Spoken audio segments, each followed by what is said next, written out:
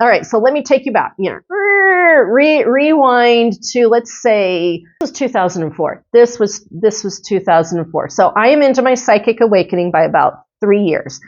It was like somebody went down the switch bank and just click, click, click, click, click, click, click, blew on all my psychic lights.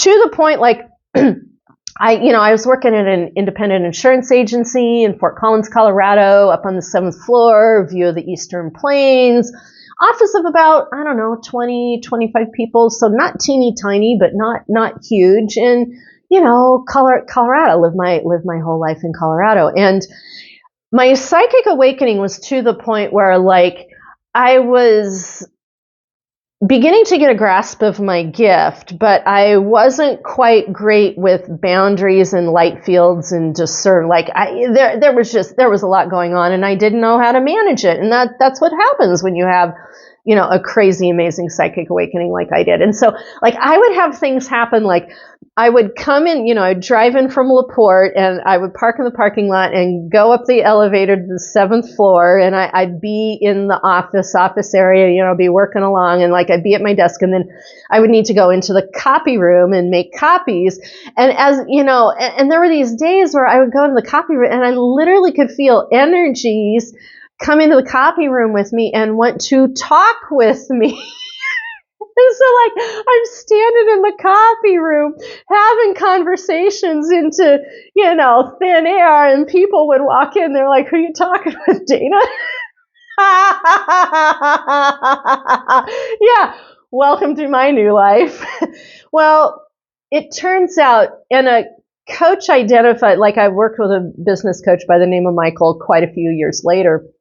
And I was describing to him, like, who I was and what I could do. And I remember him getting really quiet on the other end of the phone in one of these conversations. And he was like, "Oh my God, Dana, like, your first language is not English. Your first language is the language of light."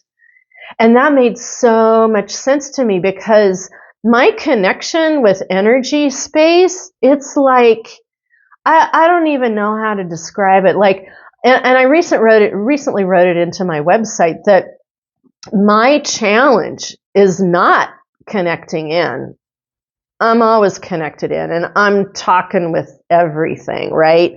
My challenge is being able to filter it to a point so that I appear normal in polite society. Like, I go out in public and I'm like, zoop. and yeah, just like chatter, like, right? And I see the light fields, and I'm walking in the light fields, and I don't know how else to describe it. And so this was the landscape that I was learning how to begin to navigate. It's like somebody ripped the blinders off, and I suddenly realized, oh, this is my space. Not that other stuff. This is my space, and it was beautiful and wonderful and crazy and delicious. And, and I say to all the new people when they first have their awakening, is like, enjoy those first few years, because they're crazy, amazing, right? So it was in the middle of this juiciness. And remember, like, going through my first divorce, like, got out of a very toxic, abusive, really ugly marriage situation, was able to get out of that. I was living on my own in an apartment in Fort Collins and going through this crazy, amazing psychic awakening. And I remember it was winter, and it was one of those, like, it was cold, dark, frozen, snowy, dead of winter kind of scenarios in northeastern Colorado. And I had bought a ticket to go see one of my favorite psychics, Sonia Choquette. Like, at that point, I was like, remember, there's no social media. There's no social media, people. I got to talk with my mentor, Linda. She had a friend, so there was kind of some kibitzing there. There was the metaphysical bookstore in Fort Collins. I hadn't really plugged into, like, the magazine. There was a Healing Path, the magazine, or hadn't really plugged into the groups like that. It was all kind of moving pretty fast. And so, like, it was just me, myself, and I talking with spirit team, and a kid, and Linda was there for a little while, working this all out. Oh, the website, Web 1.0. So books, tapes, Web 1.0, couple of people, metaphysical bookstore. Had so much fun when I went to the Cherry Creek bookstore. Very flat, very static. Like right now, people do not understand this gift of social media and being able to get on and talk about your gift and everything, and having access to so many creators and psychics and astrologers and all of that. Like, we did not have that. We did not have that at all. So I was like, other than a few things, I was pretty much on my own in a lot of ways to develop my gift. And that was challenging in some ways, and that was also very good in some ways. Like these days, when I see how much access new people with their awakening have to social media and the internet, part of me, like, it's amazing. Like never in a time of history have so many people woken up all at once and been able to connect with it. That is amazing.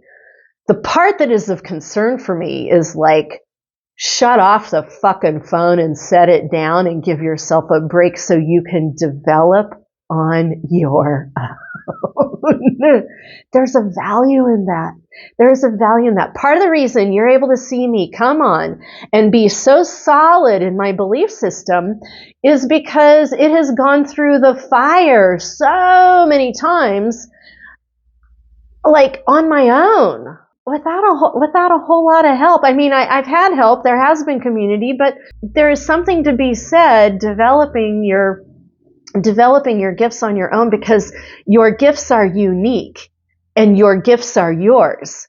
And there is no amount of getting on social media and doing an apples to oranges comparison. Like that's not helpful. So gave you the setup, the climate I was living in, the weather climate, and also the social climate and the climate of where I was at with my awakening. And so here I am, middle of January, trot myself off at night to this amazing Sonia Choquette psychic sharing. And she did it at the Lincoln Center. She did it in downtown Fort Collins at the Lincoln Center, and the place was filled.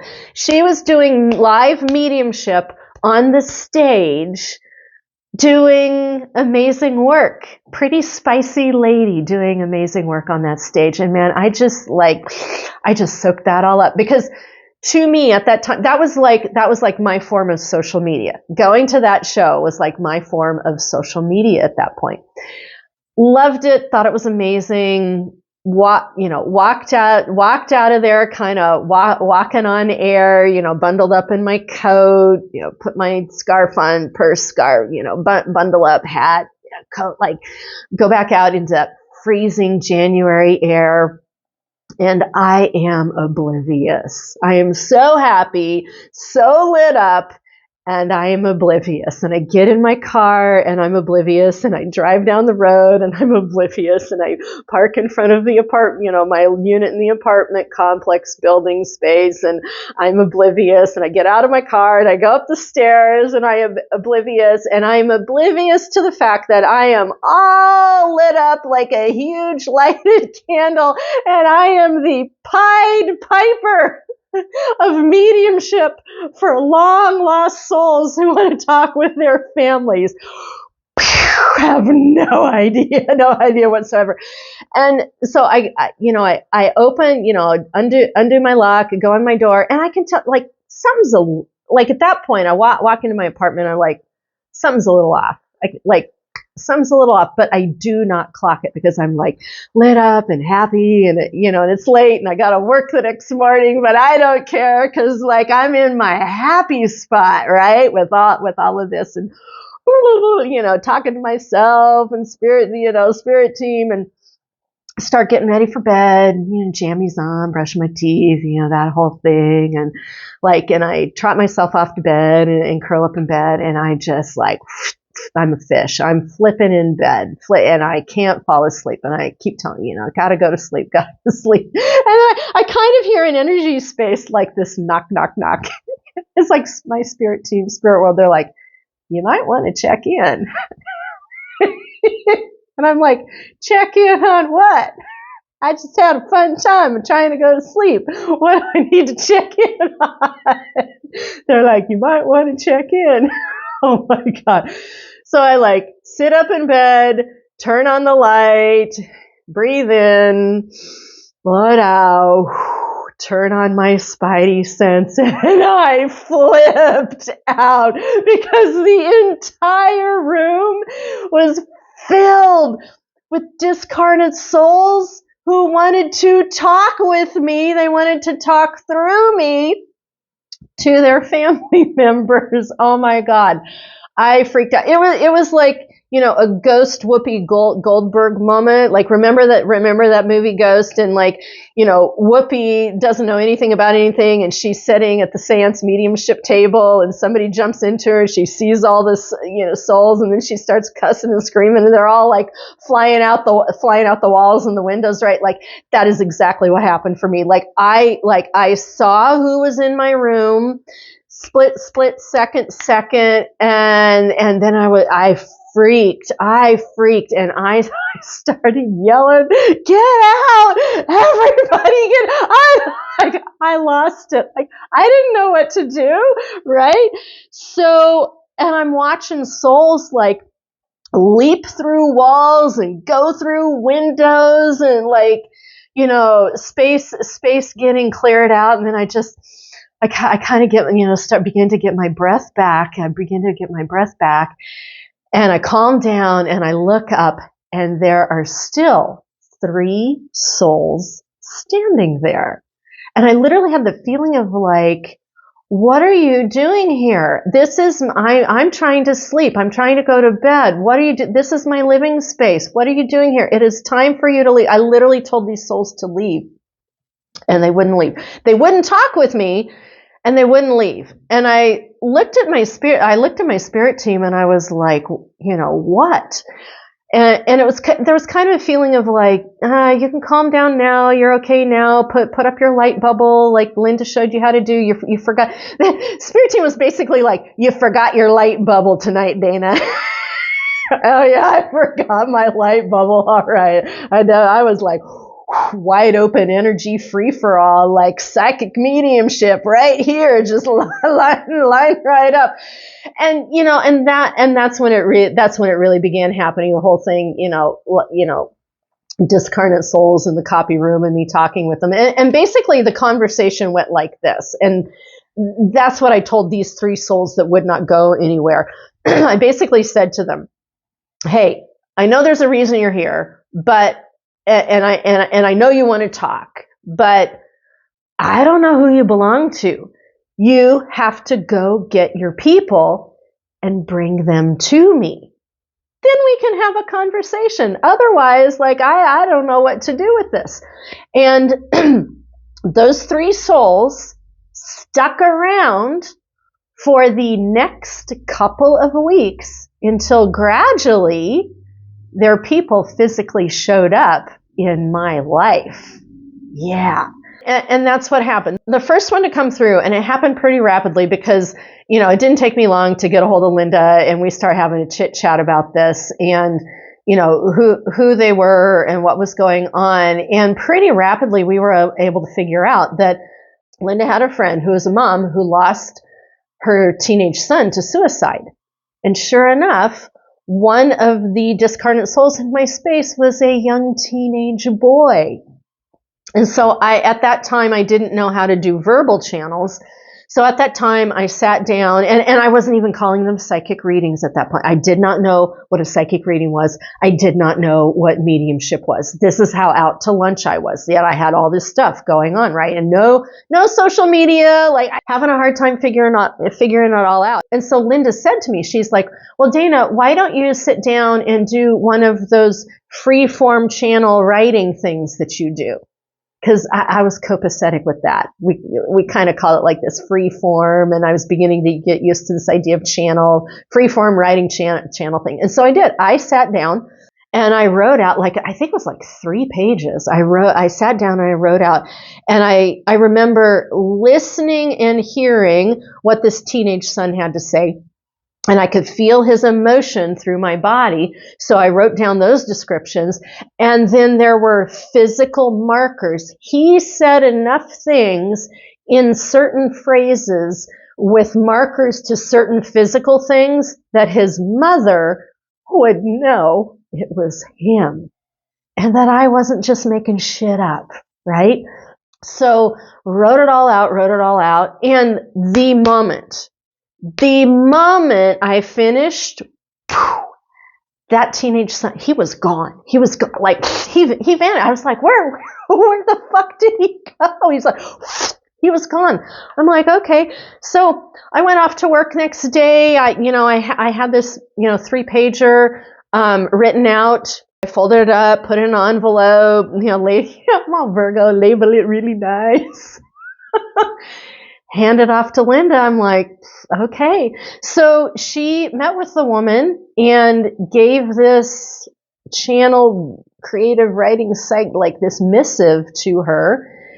And this woman opened, Linda, the lady let her stick around. So Linda stayed for support to be able to see, what happened and be support for whatever it was that happened. And the woman got through, like halfway through the first page, and just broke down crying because her son did not waste any time to put worded phrasing that was just him, and physical markers in that thing. And I don't even remember what they are. I mean, remember, I've done thousands of readings at this point, so I don't remember. But Linda came back and she's like, oh my God, Dana, you nailed that thing. Furthermore, Linda was like, yeah, she was in grief. Yes, she was crying. Yes, she was in grief. But by the end of it, she was like, you have no idea how much peace this gives me. And that was my first time of really interacting. That was my first time of really realizing, mediumship can provide healing. This isn't just a wackadoodle party trick. This isn't just made up shit. This is a real thing. So that was number one. Number two was not very long after that, and it was like this grandfatherly soul. So I went from the teenage son, and the very next one up to bat was this elderly gentleman, and he took to riding around in my car with me in the passenger seat, in the freaking passenger seat. And for a while, I thought it was my grandfather. I thought it was my own grandfather.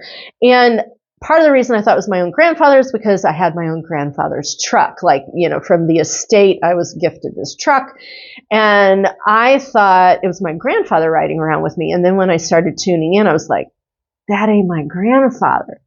Like, this is how much I'm able to tell a difference in energy space. Like, I'm able to discern out this type of thing. And that's when I really freaked out, because I was like, Linda, there's this old guy riding around in my truck with me and he won't leave, and it's not my grandfather. I was like, oh shit, what am I going to do? And it was one of the three souls from the Sonia Choquette evening, right? Right. So, Linda got me calmed down and kind of, breathed through it. It's like, okay, well, he's not going to leave until I deliver a message, but I don't know who he's connected with. And it was right around this time I had hired, and I was beginning to work with a career counselor. And I just laugh at this, because this woman was trying to walk me through traditional career counseling. At the same time, my psychic lights are coming on, and I'm trying to figure out what I'm doing with my life. I've left my husband. I'm in my mid-30s. Like, what the fuck am I doing? And I mean, symbolically, seeing a career counselor at that point and all of this going on, I mean, it was pretty clear to me, after a little while, it's pretty clear to me. I was like, oh, the career counseling is symbolism for me stepping into my new psychic professional path. I didn't know how it was going to work or go, but hey. So I'm working with this lady, this career counselor, and she and I are about the same age. And I don't know, through the course of events or the course of conversations, for some reason, I shared with her what was going on with me, with the whole Sonia Choquette thing and the psychic lights coming on. And I don't even remember what made it okay enough for me to share that with her. And I was telling her about like how some of these souls were still hanging out and the teenage boy had left, and that, you know, this grandfather was driving around with, you know, blah, blah, blah, driving around with me, and her eye, like, and I was given some descriptors, that kind of thing. And her eyes, I don't know, I think there was a little bit of a channel going on. And as I'm doing this, like her eyes started, like her eyes literally like, and she stopped blinking. I remember that her eyes got really big and she stopped blinking. And I'm all like, I'm just like this open channel. And I can't, now for the life of me, I can't remember if I went home. I think I did. I went home and wrote out a channel for her, but I think she and I had figured out that it was her deceased grandfather that was riding around in the car with me. And so, like, as I recall, I went back and I did that whole channel creative write it out thing onto pieces of paper and just wrote out what I was physically seeing, wrote out what I saw, the energy and the feelings from all, like I did the same thing with this situation that I did with the previous one. And I can't, you know, same thing, folded up the piece of paper, put a little envelope, a nice little tag on it. It was all like nice and cute. And handed it off to her. Same damn thing. She opened this thing up and, you know, cried and was amazed and kind of rocked by it because, like, I remember this. I remember her saying, she's like, I never thought my grandfather liked me or approved of me. And that was that freaking greatest generation. Like, I know that. Like, I know that because of my own grandparents. You didn't know whether you were coming or going with these people. And that was her, she's like, I never knew if my grandfather liked me or if he thought good of me. Like, I never thought I was doing good enough or the right thing. Like, she felt a lot of judgment from him. And and whatever it was in that channel, he wanted to let her know that he saw her and he watched over her and he loved her and she was doing really good. Like, and again, gave enough physical markers for her to know that it was real and enough enough phrasing for her to know that this was him. And by the time we got done with it, like, my career counseling was done because it was obvious the path that I was on at that point. But she was super grateful because I had given her a sense of peace to really open up and blossom doing what she was doing in a way that she hadn't allowed herself to do before. That was person number 2. Now, the third person, for the life of me, I can't remember. I know there was something similar. There was a connection somewhere. Oh, and on the grandfather, as soon as I handed off that paperwork to her, he stopped riding around in the car with me. My passenger seat was empty after that. Like, frankly, I kind of missed him. I was because I had a buddy, right? I had a buddy riding around with me, but no, he was gone. Like, seat emptied out. And I think it was shortly after that, Linda showed me how to do a live psychic reading. That's a whole other story. And then her friend Jody came into town, and Jody's like, "Hey, could you do a psychic reading for me?" And I'm like, "What's psychic reading?" And Jody's like, "Haven't you told her what she's doing?" Linda's like, "Nope, I don't want to freak her out." So kind of through the grapevine, I began to realize, oh, I'm doing psychic work. That's a whole other story because my family was totally not on board with that. I mean, come on, raised as a good Methodist girl, college educated. Quote my mother, "People like us don't do things like that." Yeah, kind of the beginning of the end for me with my family. But so that was my introduction to mediumship, light realm, channels, readings, that kind of thing. And I think part of the reason Spirit Team is having me share this, yes, for educational purposes. Yes, this is a fun aside in everything that's going on right now, and also culturally to share what it was like to have a gift come on before social media and, Gen X, another Gen X carving it out story kind of thing. But for me personally, the tell on this is that as I'm remembering how mediumship worked backwards for me, because never in my entire time of my career have I really ever done mediumship forwards, where people show up and they want to talk with a deceased loved one, and then I do the channel for that. Like, I've done that. I do that. I know how to do that. I do it extremely well, extraordinarily well, like almost to the point where it's a little bit eerie. But it's never been front and center to me. Like, it's always been on the periphery. So now we fast forward now from 2004 to 2025, like 20 years later. Fast forward to now, and now spirit realm, like, I've got deceased loved ones, discarnate souls showing up in my energy space again, saying, I want to talk. And now it's notable figures, notable people. And so when I first did Henry Kissinger, I was like, well, this is weird. Like, okay, but this is weird. What are we doing? And then Jackson Pollock, I did the Jackson Pollock thing, and I was like, something feels familiar. Like, what's up with, like, something feels familiar. What is this? And now Spirit Realm is having me tell this story.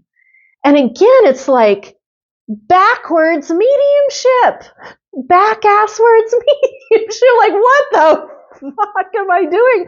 And so I guess my gift has something to do with discarnate souls or deceased loved ones showing up out of nowhere. I do the channel or whatever, and then it's connected to somebody here. And to me, that is backwards, because if I open up my space for that, like, I am totally in for a whole world of hurt. Like, things do not go well that way, because, like, then you're running around with clouds of discarnate souls around you wanting to talk, and there's nobody to connect them to. Like, the spiritual physics on it just doesn't really line up very well. But with it being choreographed through spirit realm, lining things up, I'm having pause right now going, maybe backwards mediumship is one of my gifts, is what I'm here for, has some sort of connection that is important for me to be doing. And I think that's why the Henry Kissinger thing lined up, the Pollock thing lined up. I mean, I can feel Peggy Guggenheim sitting right here. Oh man, he, and that is a whole LGBTQIA plus story. She's ready to talk. I mean, Robin Williams, this whole thing, I can feel him definitely in the ethers. And so I think I just needed to share this story for you all to get what you needed out of it, but also for me to share it to begin to make a little bit more sense about this strange thing that I've got going on with mediumship that seems set up backwards. And I can hear somebody say, pull the ripcord, baby, pull the ripcord. So I guess this is a direction that I'm going. I will also say, I don't want to be doing a whole lot of it, but if you are watching this and going, oh, you need a mediumship session with me, just contact me. I don't have any pages up right now. Spirit team wants me to put pages up. I will put pages up, but I will be giving you a quote. So this is going to be on a sliding scale. I will give you a bid on a sliding scale. Spirit team will basically name how much money it's going to cost. Through Zoom, unless you're in the Pacific Northwest, and you're within a short drive from me, and I mean short by within a day's drive, I would be open to, meeting with you in person, but it would have to be in the Washington State area or Oregon area or eastern Idaho area. So if you're watching all of this and you know you need a mediumship session through me, you can email me, Dana@somaticmoney.com. Happy to set that up. So I think that's all I've got for you for now. Thank you for being here. And by God, make sure you keep walking forward to meet those miracles along the way. And I will see you in my next video.